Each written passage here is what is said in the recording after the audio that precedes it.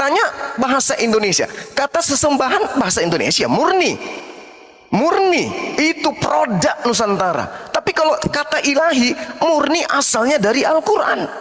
Kenapa agama Anda justru cenderung ke Islam-Islaman daripada ke Indonesia-Indonesiaan? Padahal kitab saudara itu diterjemahkan ke dalam bahasa Indonesia, bukan ke dalam bahasa Arab.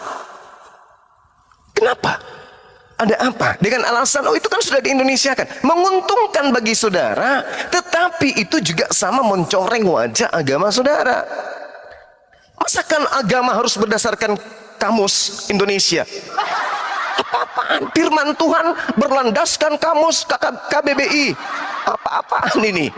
Firman Tuhan itu kalam Tuhan yang tidak bisa berubah oleh bahasa manusia. Kalau Anda punya jati diri, kalau Anda mengakui kitab Anda firman Tuhan, mengakui kitab Anda kitab suci, jangan dinodai dengan KBBI, jangan.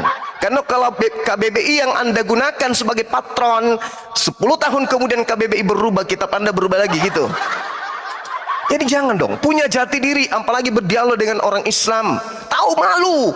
Kata ilahi itu asalnya dari Al-Quran. Ilahin nas, nggak ada di dalam Bible, nggak ada. Itu hanya ada dalam Al-Quran. Habis itu kalian merasa unggul. Kami apa? Kata ilahi dari bahasa Yunaninya apa? Gak ada kan? Gak ada. Berarti agama Anda itu, kitab suci Anda itu adalah kitab suci KBBI, bukan firman Tuhan. Yang dikatakan firman Tuhan atau sabda Nabi atau pengantar daripada murid Tuhan, itu harus sesuai dengan bahasa yang diterima sang murid dari guru.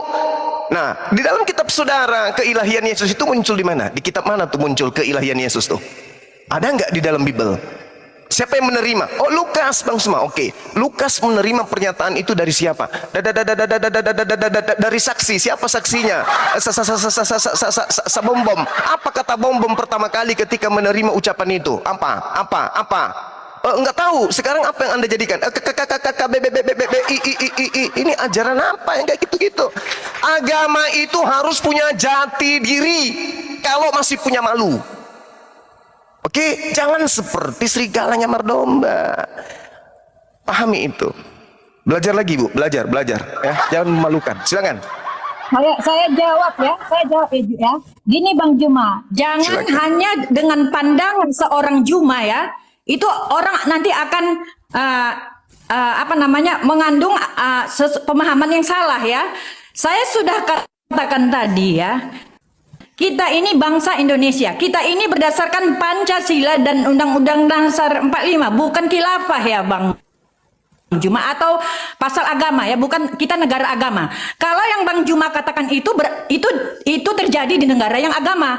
Nah, makanya karena kami masih menganut ya, kita masih negara sekuler ya, masih mempercayai adanya beberapa agama ya, dasar negara kita adalah ketuhanan yang Maha Esa, maka kami menghargai kata-kata yang ada di kamus Indonesia termasuk kata ilahi, dan itu kami pergunakan. Jangan hanya karena seorang Juma ya, kamus bahasa Indonesia yang sudah disahkan oleh negara itu hancur. Tidak boleh seperti itu ada aturannya. Semua kata-kata yang ada di kamus Indonesia itu bisa dipakai, Bang Juma. Itu makanya saya katakan tadi sinonim. Bang Juma harus tahu bahasa Indonesia dan penggunaan. Jangan kita hanya mengetahui pelajaran misalnya agama saja. Kita sebagai warga negara juga harus tahu pemakaian bahasa itu. Nah, supaya tidak menjadi supaya ada persamaan pengertian ya, persamaan pengertian melukai kepada pemikiran Anda sendiri, itu akan terjadi keributan karena orang lain juga memiliki pengertian sendiri, apalagi bahasa ya. Jadi yang saya tahu, ilahi, ketuhanan dan sebagainya itu masih sinonim dan bisa dipakai oleh semua warga negara Indonesia. Kecuali saya sudah di Israel atau di Arab misalnya, mungkin atau di Inggris mungkin nggak kenal ilahi, ya itu tidak boleh. Tetapi selagi kita di Indonesia, kata ilahi boleh dipakai. Nah, kalau di mana fungsi keberagaman itu? Ketika Bang Juma seorang Muslim menanggapi seorang Kristen yang memakai kata ilahi, cukup di dalam hatimu. Tidak perlu kau melarang itu Bang Juma, karena itu sudah diatur di undang-undang. Jadi itu yang namanya kita mengerti hukum. Ya, nah, supaya kita hidup beraturan gitu. Boleh kita beragama, boleh. Muslim terbanyak di Indonesia. Tetapi harus tahu hukum yang masih diakui negara gitu. Baik, terima kasih ya atas kesempatan yang diberikan. Jadi seperti yang saya terangkan tadi, kalau teman-teman Kristen mau menggunakan kata ilahi merujuk kepada pencipta langit dan bumi, itu nggak ada masalah. Nggak ada masalah. Yang jadi masalah ini ketika keilahian ini diambil dan ditunjukkan kepada Yesus, baru bermasalah. Artinya kata ini sudah lari dari konteks, sudah lari dari keadaan yang seharusnya dari sumbernya.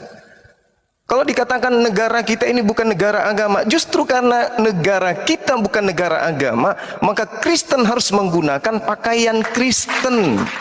Islam menggunakan pakaian Islam. Jangan Anda itu seorang polisi, Anda menggunakan seragam TNI. Itu nipu namanya. Kristen ya Kristen aja. Kan ada tuh bahasa dari kitab kalian, misalnya di dalam Kolose 2 nomor 9, sebab dalam dialah berdiam segala secara jasmani seluruh kepenuhan ketuhanan. Di dalam kitab kalian kan disebutkan teotes. Teotes di dalam bahasa Indonesia apa? Ketuhanan. Kenapa justru diterjemahkan sebab dalam dialah berdiam secara jasmani seluruh kepenuhan keallahan? Ini apa? Gepeng, kepala bocor. Keallahan kata dia. Ini kitab apa yang kayak gini-gini? Belum lagi di dalam Filipi 2 yang walaupun dalam rupa Allah, padahal di situ jelas-jelas theos. Di bahasa Indonesia kan dalam rupa Tuhan. Ini penghujatan sebenarnya ini agama ini. Tidak menganggap kesetaraan dengan Allah, padahal di situ jelas-jelas dikatakan theos. Jadi dikatakan bahwa Tuhan Allah tidak menganggap dirinya setara dengan Allah yang harus dipertahankan sehingga Allah menjadi manusia, kan kucluk. Kita menghargai agama Anda, menghargai. Tapi dalam konteks dialog agama, kita harus mengedepankan literasi kebenaran sebagai acuan di dalam berdiskusi. Kalau dalam hal saling menghargai sesama penduduk Indonesia, warga Indonesia, jangan ajarin kami. Jangan ajarin kami. Penjajah datang membawa rumah ibadah mereka, penjajah datang membawa kitab suci mereka, penjajah datang membawa pengikut mereka. Begitu penjajah berhasil kami usir, pengikut-pengikutnya, dedengkot-dedengkotnya, budak-budaknya, ya, konco-konconya, kita kasih ruang sebagai warga negara yang mana negara itu sudah mereka jajah tadinya. Pahami itu. Jadi kalau bicara mengenai toleransi, Islamlah agama toleransi itu. Makanya kalian bisa dengan leluasa bersuara di negara ini, negara bekas jajahan pembawa agama kalian. Paham tidak sampai di situ?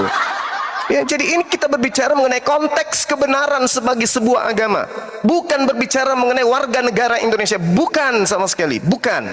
Ini berbicara mengenai kebenaran sebuah keyakinan berlandaskan terhadap kitab yang kita anggap suci masing-masing. Gimana Anda mengatakan kitab Anda suci sementara isinya dari KBBI? Coba. Makanya tadi kenapa saya lontarkan pertanyaan ini, karena manusia PowerPoint si Erben itu sok tahu, sok pintar. Coba lihat aslinya kan, menghujat Rasulullah. Padahal pertanyaan saya sederhana loh. Dari mana keilahian Yesus? Apa dasar pijakannya? Karena kalau berbicara mengenai ilahi berarti pencipta dan sembahan yang kami sembah. Contoh misalnya ilahin nas, sembahan seluruh umat manusia. Nah, apakah Yesus sembahan seluruh umat manusia? Kan tidak. Oleh karena itu pertanggungjawabkanlah. Muncullah pertanyaan kemudian, dari mana Bible Indonesia mengambil kata ilahi? Oh, rupanya dari KBBI. Ya, celoko. Ya, saya kira begitu ya para guru-guru saya yang ada di sini. Ya, mudah-mudahan Erben belajar lagi ya, dan ajak bom-bom kemudian ke sini juga supaya diterapi juga. Jangan ngumpet sendiri di tempatnya, kasihan. Silakan sahabat yang lain. Oke.